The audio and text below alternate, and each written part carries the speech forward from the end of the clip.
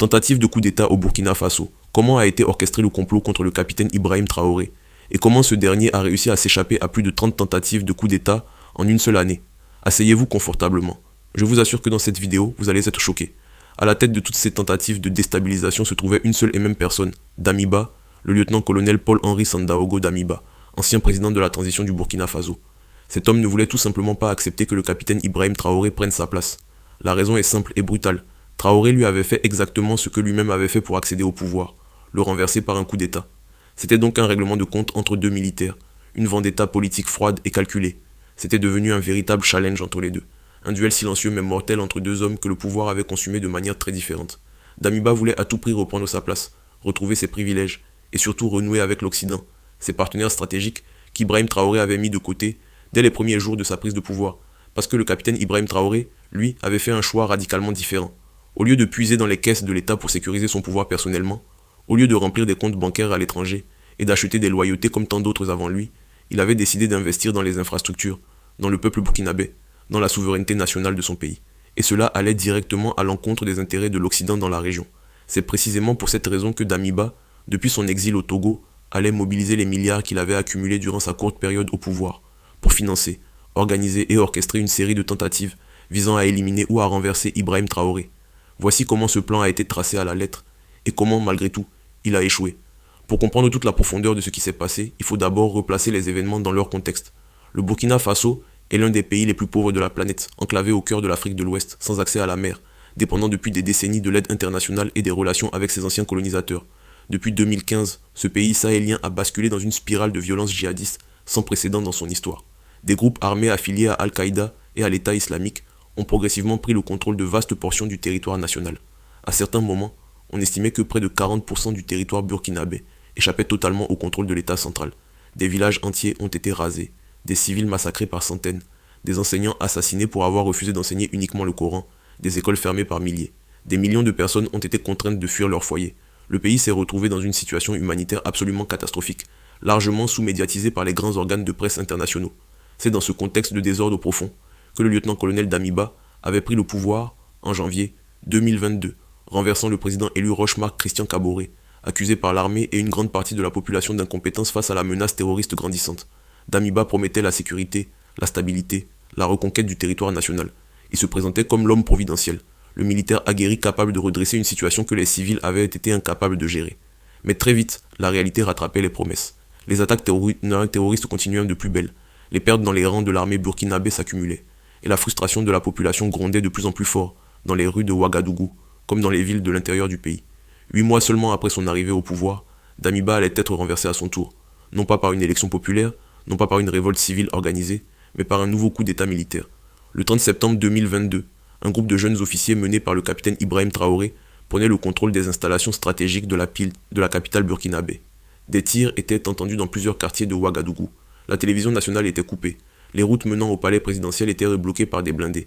Damiba, pris de court, résistait quelques heures avant de finalement accepter de rendre les armes et de quitter le territoire national, direction le Togo voisin, pays dirigé par Faure Gnassingbé, où il allait trouver refuge et surtout, comme on allait le découvrir, une base arrière pour préparer sa revanche. Ibrahim Traoré, lui, avait à peine 35 ans quand il prenait les rênes d'un pays en feu. Né en 1988 à Bondoki, dans la région de la boucle du Mouhoun, cet officier d'artillerie formé au sein de l'armée burkinabé n'avait pas le profil classique du dictateur africain. Il n'était pas issu d'une grande famille politique, n'avait pas de réseau d'influence construit sur des décennies de carriérisme militaire. Il était jeune, il était déterminé, et il portait une vision qui allait rapidement séduire une grande partie de la jeunesse burkinabé, et même africaine. Dès ses premières prises de parole publiques, il affichait une rhétorique panafricaniste assumée, s'inscrivant dans la lignée de figures comme Thomas Sankara, l'ancien président révolutionnaire du Burkina Faso, assassiné en 1987, dont il se réclamait ouvertement l'héritier idéologique. Cette posture idéologique allait immédiatement lui attirer des ennemis puissants, parce que se réclamer de Sankara au Burkina Faso, ce n'est pas simplement faire un choix politique local, c'est envoyer un message clair et sans équivoque à la communauté internationale, et notamment à la France, ancienne puissance coloniale dont l'influence économique, militaire et politique au Burkina Faso était encore considérable au moment où Traoré prenait le pouvoir. Sankara, rappelons-le, avait été l'un des premiers dirigeants africains à remettre publiquement et frontalement en cause la dette africaine envers les institutions financières occidentales, à refuser l'aide internationale conditionnelle, à nationaliser les ressources du pays et à lancer des programmes massifs d'autosuffisance alimentaire. Il avait payé cette audace de sa vie, assassiné lors d'un coup d'État orchestré avec la complicité présumée de puissances étrangères. Traoré le savait. Et il continuait quand même. L'une des premières décisions fortes d'Ibrahim Traoré allait être de mettre fin aux accords de coopération militaire avec la France, et notamment de demander le départ des forces spéciales françaises présentes sur le sol burkinabé dans le cadre de la lutte antiterroriste. Cette décision, annoncée officiellement en janvier 2023, provoquait un séisme diplomatique. Paris réagissait froidement. Les médias français multipliaient les analyses alarmistes sur la situation sécuritaire au Burkina Faso, et dans les couloirs du pouvoir occidental, on commençait à chercher activement comment se débarrasser de ce jeune capitaine qui refusait de jouer le jeu. Et c'est exactement à ce moment-là que Damiba, depuis Lomé au Togo, allait sentir que son heure était peut-être en train de revenir. Les conditions semblaient réunies. Traoré était isolé diplomatiquement, le pays était toujours en proie aux attaques terroristes, et une partie de l'armée burkinabé, notamment les officiers proches de Damiba et ceux qui avaient bénéficié de ses faveurs pendant son passage au pouvoir, commençaient à murmurer son mécontentement. Les pièces du puzzle se mettaient en place pour ce qui allait devenir l'une des séries de tentatives de déstabilisation les plus intenses qu'un chef d'État africain ait jamais eu à affronter en si peu de temps. Les premières informations sérieuses tombent sur un complot actif contre Ibrahim Traoré commençaient à circuler dès la fin de l'année 2022, soit à peine quelques semaines après sa prise de pouvoir. Des sources au sein des services de renseignement burkinabés signalaient des mouvements suspects, des réunions clandestines entre anciens officiers loyaux à Damiba, des transferts d'argent en provenance de comptes basés au Togo et dans d'autres pays de la sous-région. Le réseau se construisait méthodiquement, patiemment, en s'appuyant sur des liens tribaux, des solidarités d'anciens camarades de promotion militaire, et surtout sur l'argent, beaucoup d'argent, que Damiba avait soigneusement mis de côté pendant les 8 mois, où il avait tenu les rênes du pays.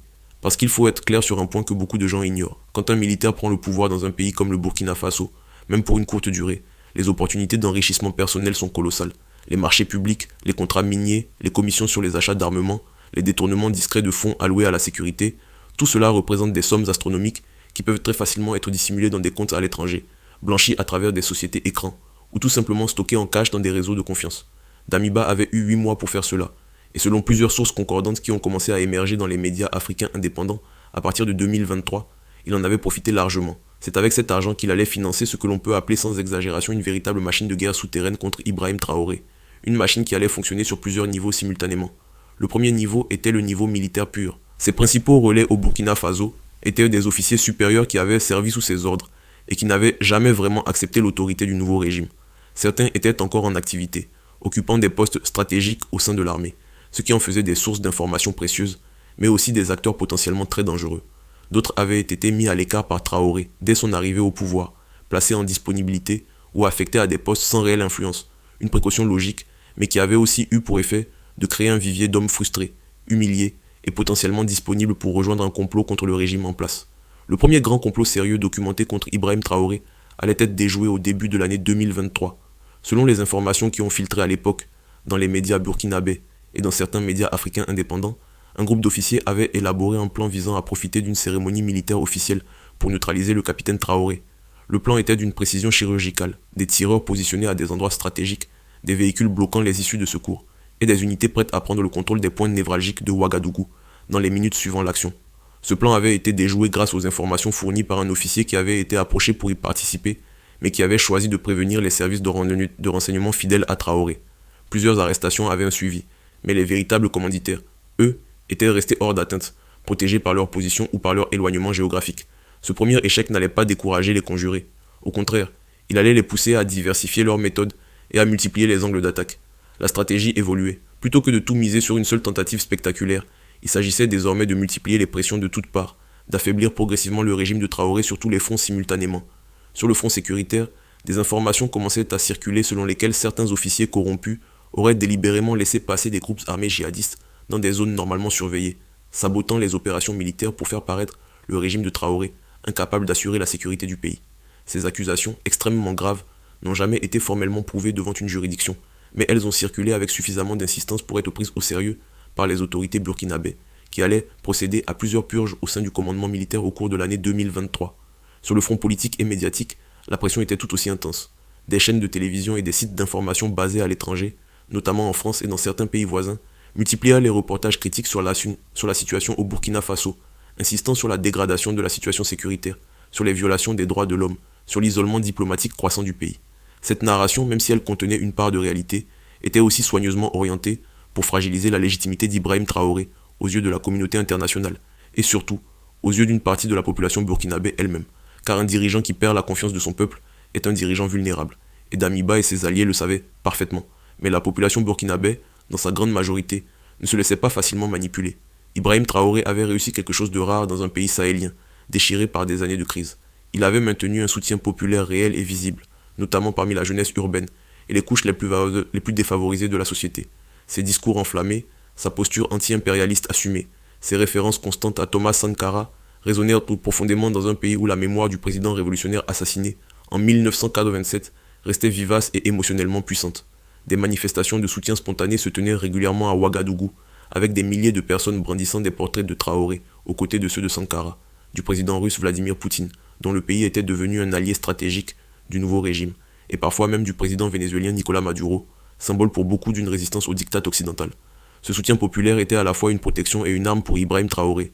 Une protection parce qu'il rendait politiquement très coûteux tout coup de force ouvert contre le régime. Personne ne voulait être vu comme celui qui avait renversé un dirigeant populaire pour remettre au pouvoir un homme associé à l'ancienne garde et aux intérêts étrangers. Une arme parce qu'il permettait à Traoré de mobiliser rapidement la rue en cas de menace, comme il allait le faire à plusieurs reprises au cours de l'année 2023, appelant ses partisans à se rassembler autour des institutions pour contrer ce qu'il présentait publiquement comme des tentatives de déstabilisation fomentées de l'extérieur.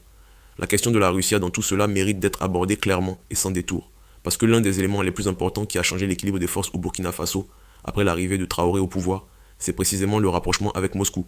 Dans les semaines suivant son coup d'État, Traoré avait commencé à envoyer des signaux clairs en direction de la Russie, signaux qui allaient très vite se concrétiser par des accords de coopération militaire et l'arrivée au Burkina Faso d'instructeurs militaires russes, associés au groupe Wagner, le célèbre groupe de mercenaires privés russes, qui avait déjà établi une présence significative au Mali voisin. Cette décision avait provoqué une onde de choc diplomatique considérable, Paris et Washington réagissant avec une hostilité à peine voilée, voyant dans ce rapprochement une menace directe pour leurs intérêts stratégiques dans une région qu'ils considéraient comme leur zone d'influence naturelle. Pour Damiba et ses soutiens occidentaux, l'arrivée des Russes au Burkina Faso représentait un nouveau motif d'urgence. Il ne s'agissait plus seulement de récupérer le pouvoir perdu, il s'agissait désormais d'empêcher que le Burkina Faso ne bascule définitivement dans l'orbite russe, ce qui aurait eu des conséquences géopolitiques majeures pour toute la région sahélienne, déjà fortement déstabilisée par les transitions similaires au Mali et au Niger. Les enjeux dépassaient largement la simple rivalité personnelle entre deux militaires burkinabés. C'était le grand jeu qui se jouait sur le sol d'un des pays les plus pauvres de la planète, avec ses habitants comme otages involontaires d'une partie d'échecs géopolitiques dont ils n'avaient pas choisi les règles. C'est dans ce contexte élargi qu'il faut comprendre la multiplication des tentatives contre Traoré au cours de l'année 2023. Chaque mois ou presque apportait son lot de révélations sur des complots déjoués, des arrestations d'officiers soupçonnés de trahison, des réseaux de financement démantelés. Les chiffres avancés par certaines sources proches du gouvernement burkinabé, plus de 30 tentatives de déstabilisation en moins d'un an, paraissaient exagérés à beaucoup d'observateurs extérieurs. Mais à mesure que les détails de chaque tentative commençaient à émerger, le tableau qui se dessinait était celui d'une pression continue, multiforme et très bien organisée, qui ne pouvait pas s'expliquer par de simples initiatives individuelles isolées. Il y avait clairement une coordination, clairement un financement centralisé, clairement une stratégie d'ensemble derrière tout cela. L'une des tentatives les plus audacieuses et les plus documentées allait avoir lieu au milieu de l'année 2023. Un groupe d'hommes armés avait tenté de prendre d'assaut le camp militaire, où Ibrahim Traoré était supposé se trouver ce soir-là. L'assaut avait été repoussé par les forces de sécurité loyales au régime, après plusieurs heures d'affrontements intenses. Des morts étaient à déplorer des deux côtés. Les autorités burkinabées allaient rapidement identifier parmi les assaillants neutralisés des hommes dont les profils et les équipements ne correspondaient pas à de simples soldats mécontents ou à des djihadistes ordinaires. Certains portaient des équipements tactiques sophistiqués, disposaient de communications cryptées et semblaient avoir bénéficié d'un renseignement précis sur les dispositions défensives du camp. Tout cela pointait vers une opération professionnellement planifiée, bénéficiant de moyens et d'informations qui ne pouvaient venir que de l'intérieur du système. Les investigations menées dans les jours suivant cet assaut allaient permettre aux services de renseignement burkinabé de remonter progressivement la chaîne de commandement. Les fils conducteurs menaient invariablement dans la même direction, vers des réseaux d'officiers loyaux à Damiba, vers des financements transitant par des comptes basés au Togo, et vers des intermédiaires qui faisaient la navette entre Lomé et Ouagadougou, sous couvert d'activités commerciales légales en apparence. Le travail de démantèlement de ces réseaux allait occuper les services de sécurité burkinabés pendant de longs mois, dans une course contre la montre permanente entre ceux qui voulaient abattre le régime et ceux qui voulaient le protéger. Mais parlons maintenant du coup d'État lui-même. Parlons de la tentative la plus sérieuse, la plus élaborée, celle qui a failli réussir et qui a véritablement failli changer le cours de l'histoire du Burkina Faso. Ce qui rendait ce plan particulièrement dangereux, c'est qu'il avait été conçu de l'intérieur, pas par des étrangers qui ne connaissaient pas le terrain, pas par des mercenaires improvisés qui auraient agi à l'aveugle. Non, ce plan avait été élaboré par des hommes qui connaissaient parfaitement le fonctionnement de l'appareil militaire burkinabé, qui avait servi dans ces mêmes casernes, qui avait parcouru ces mêmes couloirs, qui connaissait les habitudes, les rotations de garde, les points faibles du dispositif de sécurité présidentielle, des hommes de l'intérieur, et c'est précisément ce qui le rendait si redoutable. Les préparatifs avaient duré plusieurs semaines, des armes avaient été acheminées clandestinement vers des caches situées à proximité des 3 cibles principales, des véhicules militaires avaient été détournés de leurs affectations officielles et mis à disposition des groupes d'intervention. Des uniformes militaires réguliers avaient été procurés pour permettre aux assaillants de se déplacer dans la ville sans éveiller les soupçons des checkpoints. Des fréquences radio militaires avaient été compromises pour permettre aux conjurés d'écouter les communications des forces loyalistes en temps réel pendant l'opération. Chaque détail avait été pensé, pesé, anticipé. Sur le papier, ce plan semblait imparable. Mais voilà où les conjurés avaient commis leur première erreur fatale, et sans doute la plus classique de toutes les erreurs dans l'histoire des coups d'état militaires. Ils avaient recruté trop large. Pour qu'une opération d'une telle envergure fonctionne, il fallait mobiliser beaucoup d'hommes. Des dizaines de personnes avaient été approchées, recrutées, briefées sur tout ou partie du plan. Et c'est précisément là que le château de cartes avait commencé à se fissurer. Parce que dans tout groupe humain suffisamment large, il y a toujours quelqu'un qui doute, quelqu'un qui a peur, quelqu'un dont la loyauté n'est pas aussi absolue qu'il l'avait prétendu au moment de s'engager. Il y a toujours quelqu'un qui, au dernier moment, décide que le risque est trop grand, que les conséquences d'un échec sont trop lourdes, ou tout simplement que sa conscience ne lui permet pas d'aller jusqu'au bout. Dans ce cas précis, plusieurs hommes recrutés pour participer à l'opération avaient choisi de contacter discrètement des officiers qu'ils savaient de fidèles à Ibrahim Traoré. Pas tous en même temps, pas de manière coordonnée entre eux, chacun agissait pour ses propres raisons, poussé par ses propres motivations. Mais le résultat était le même, les services de renseignement du régime recevaient des informations parcellaires, mais suffisamment précises pour comprendre qu'une opération majeure était en préparation. Le puzzle se reconstituait progressivement, morceau par morceau, dans les heures et les jours précédant la date prévue pour le coup de force. La deuxième erreur majeure des conjurés avait été de sous-estimer la profondeur des réformes qu'Ibrahim Traoré avait opérées au sein de son dispositif de contre-espionnage depuis son arrivée au pouvoir. Dès les premières semaines de son règne, conscient de sa vulnérabilité et de la quantité d'ennemis qu'il s'était fait en renversant Damiba, Traoré avait investi massivement dans le renseignement intérieur. Il avait créé des réseaux parallèles d'informateurs qui fonctionnaient indépendamment les uns des autres, de sorte qu'aucun agent compromis ne pouvait neutraliser l'ensemble du dispositif. Il avait fait appel à des conseillers en sécurité étrangers, notamment dans le cadre de la coopération avec la Russie, pour moderniser et renforcer les capacités de surveillance et de détection des menaces internes.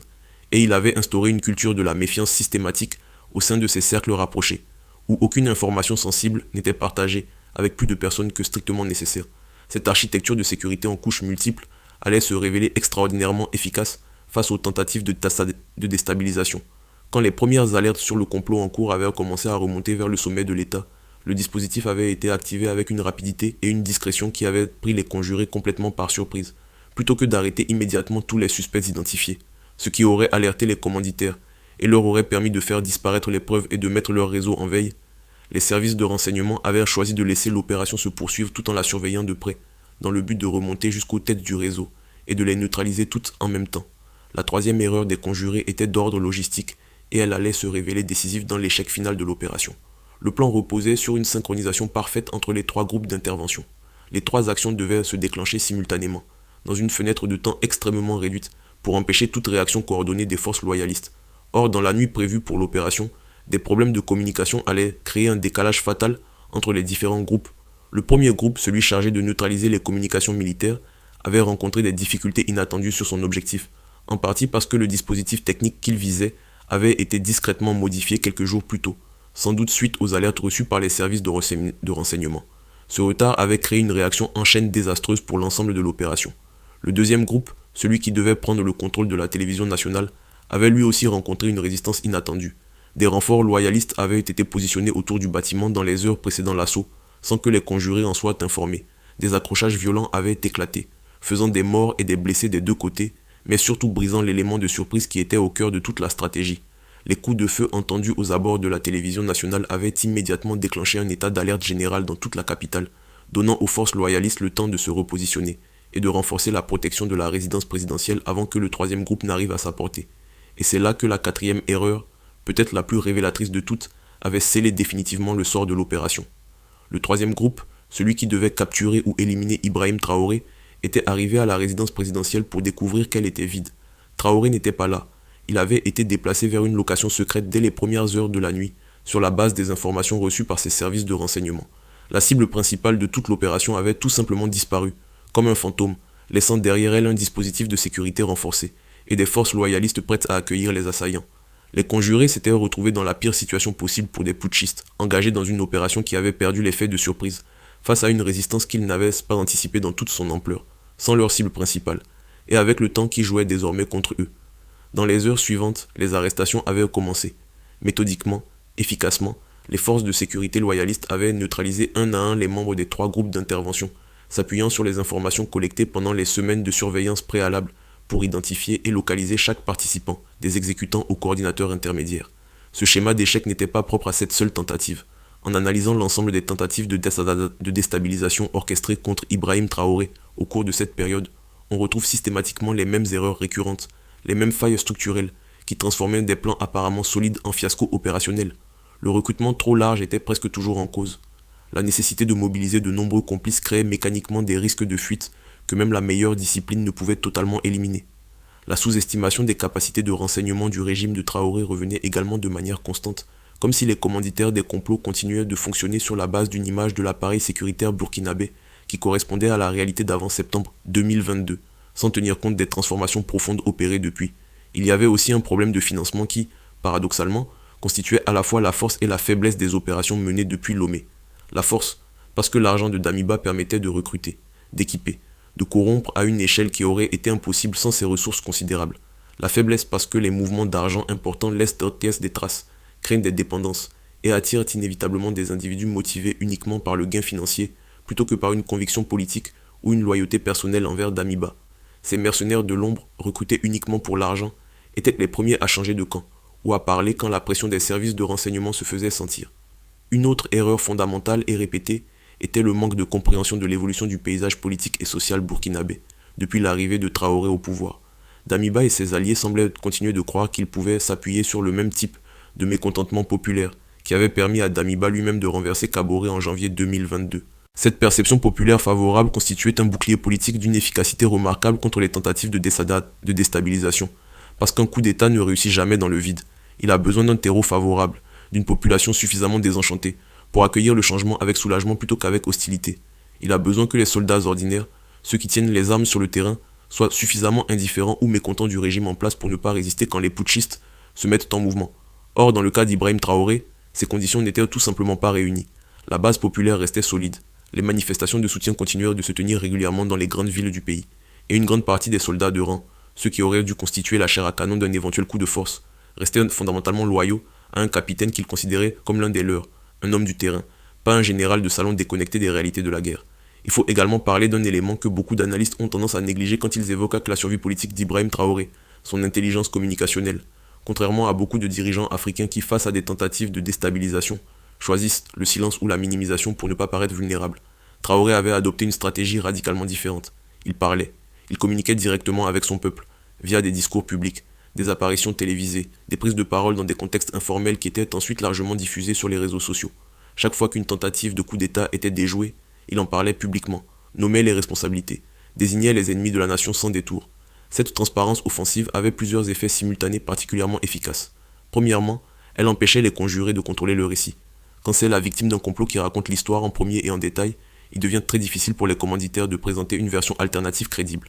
Deuxièmement, cette communication directe renforçait le sentiment de confiance entre Traoré et sa base populaire. Les gens appréciaient qu'on leur parle avec franchise, qu'on ne les prenne pas pour des enfants incapables de comprendre les enjeux.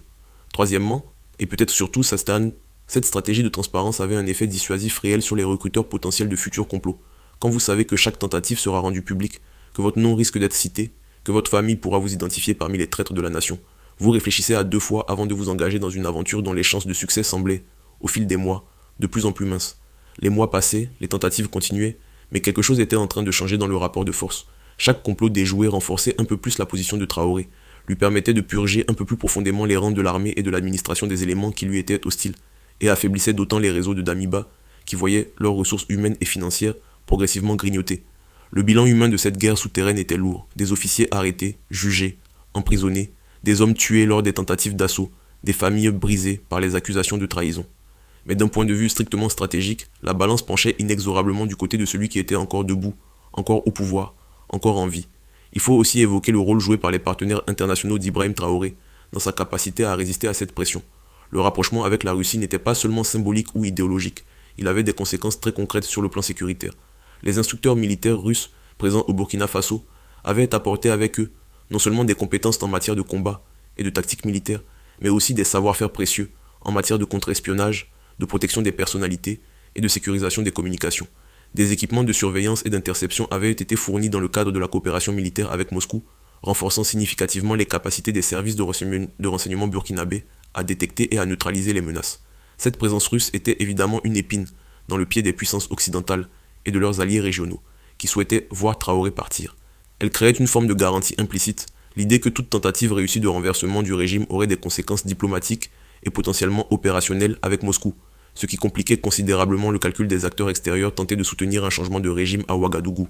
Ce n'était pas une protection absolue, bien sûr.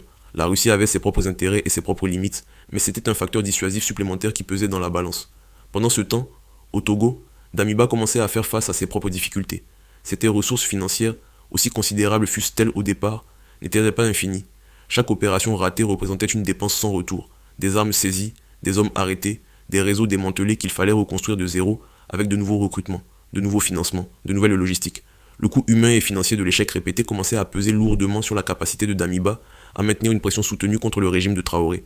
Et ses soutiens extérieurs, qui avaient initialement parié sur un effondrement rapide du nouveau régime, commençaient eux aussi à revoir leurs calculs devant la résilience inattendue d'un capitaine de 35 ans que beaucoup avaient sous-estimé. Les tensions internes au sein du camp anti-Traoré commençaient également à se manifester. Toutes les personnes impliquées dans les tentatives de déstabilisation n'avaient pas les mêmes motivations ni les mêmes objectifs. Certains voulaient sincèrement le retour de Damiba au pouvoir. D'autres se souciaient un peu de Damiba personnellement, mais voulaient mettre fin à ce qu'ils percevaient comme une dérive anti-occidentale dangereuse pour les intérêts du Burkina Faso. D'autres encore étaient simplement motivés par des intérêts personnels, la récupération de positions perdues, le règlement de comptes avec des rivaux qui avaient profité de l'arrivée de Traoré pour prendre leur place. Cette hétérogénéité de motivation rendait la coordination difficile et créait des frictions internes qui affaiblissaient la cohésion des opérations. Il y avait aussi la question de la légitimité internationale de Damiba lui-même. Contrairement à ce que certains de ses soutiens semblaient croire, l'ancien président de la transition ne jouissait pas d'un soutien international massif et ouvert. La communauté internationale, même celle qui regardait avec méfiance le régime de Traoré, ne pouvait pas officiellement soutenir le retour au pouvoir d'un homme qui était lui-même arrivé au pouvoir par un coup d'État. Les soutiens que Damiba recevait étaient donc nécessairement discrets, officieux, opérant dans les zones grises de la diplomatie et des services de renseignement plutôt qu'au grand jour. Cette invisibilité forcée limitait sa capacité à construire une coalition politique crédible, qui aurait pu donner à ces tentatives une légitimité dont elle manquait cruellement. Au fur et à mesure que l'année 2023 avançait, un autre facteur allait progressivement modifier le contexte dans lequel se jouait cette bataille pour le pouvoir au Burkina Faso. La situation sécuritaire dans le pays, si elle restait extrêmement préoccupante avec des attaques terroristes régulières, faisant des dizaines de morts civiles et militaires, commençait à montrer quelques signes d'évolution. Les forces de défense et de sécurité burkinabées, renforcées par la coopération avec les instructeurs russes et par une réorganisation tactique menée sous l'impulsion du régime de Traoré, remportèrent quelques succès opérationnels significatifs contre les groupes armés dans certaines zones du pays.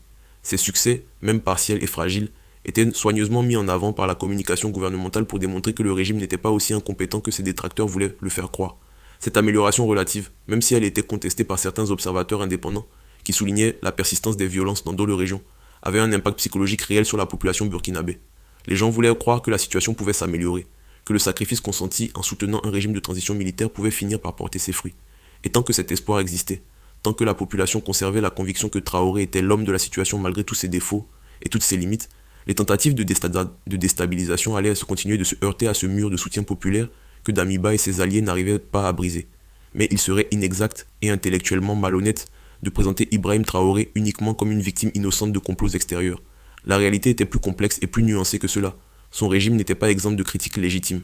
Des organisations de défense des droits de l'homme documentaient des cas d'arrestation arbitraire, de disparition forcée, de restrictions à la liberté de la presse. Des journalistes avaient été expulsés du pays, des médias suspendus, des voix critiques réduites au silence. Mais ces critiques, aussi légitimes fussent-elles, ne changèrent pas fondamentalement la dynamique politique au Burkina Faso. Elles n'étaient pas suffisantes pour retourner massivement l'opinion publique contre Traoré, notamment parce que beaucoup de Burkinabés faisaient une distinction claire entre les défauts d'un régime et la question de savoir qui devait gouverner le pays.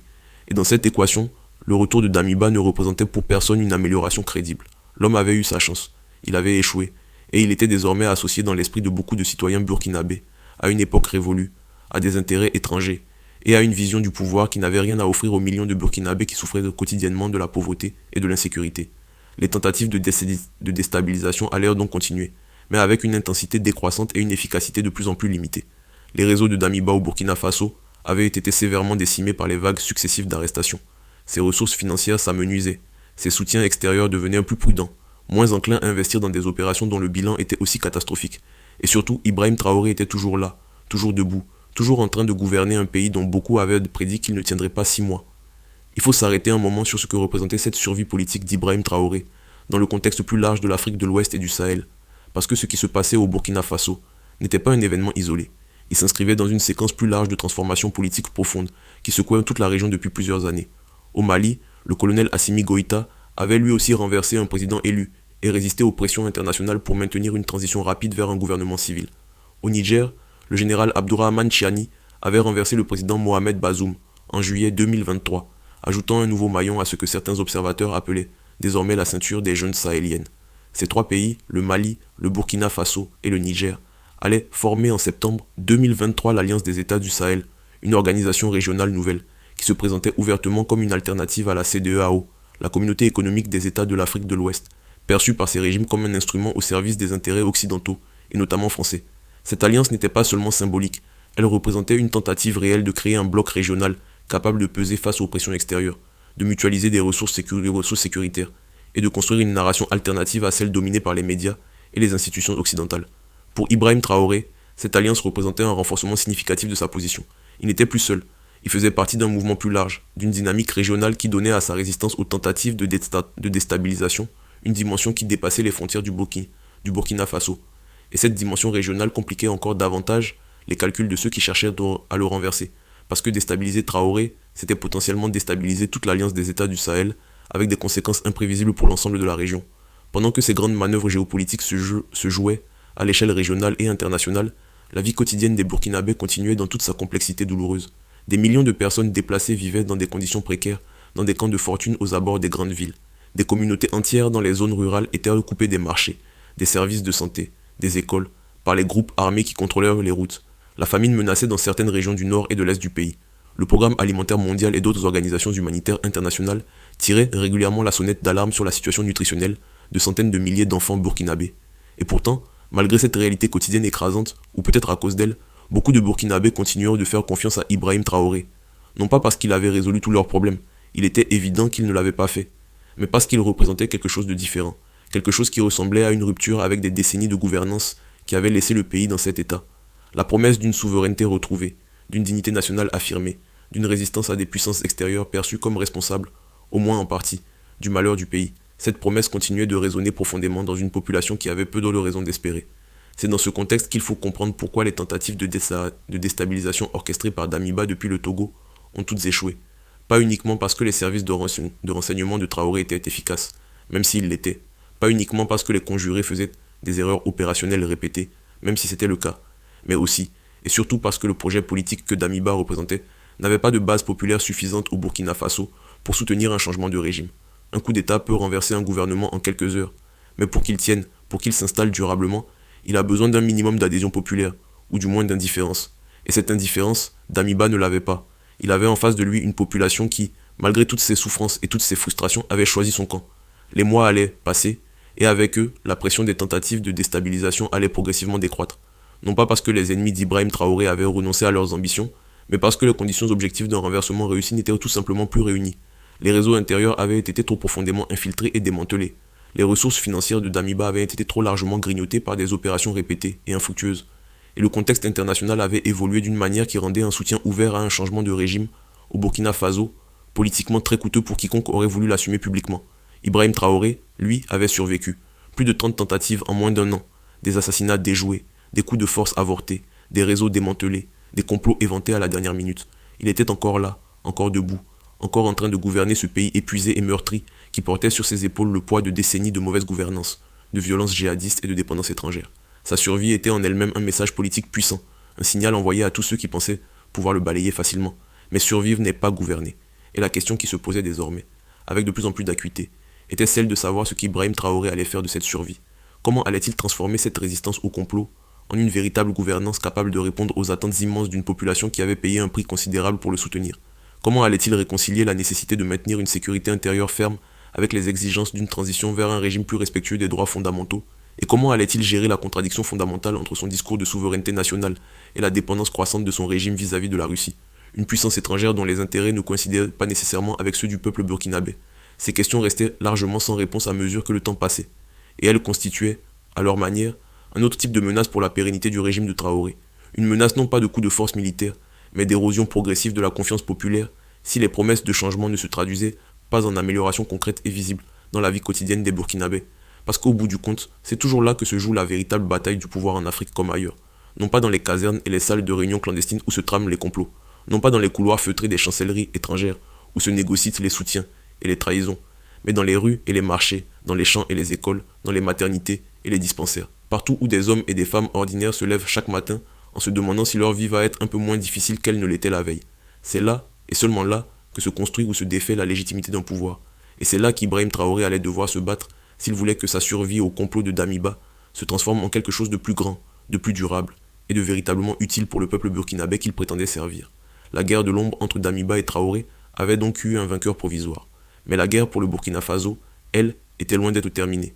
Elle se poursuivait sur tous les fronts, sécuritaires, économiques, diplomatiques et surtout humains, avec des millions de Burkinabés ordinaires qui en payaient chaque jour le prix le plus lourd, attendant que leurs dirigeants, quels qu'ils soient, finissent par mettre leurs intérêts et leur bien-être au centre de leurs préoccupations, plutôt que leurs ambitions personnelles et leurs calculs politiques.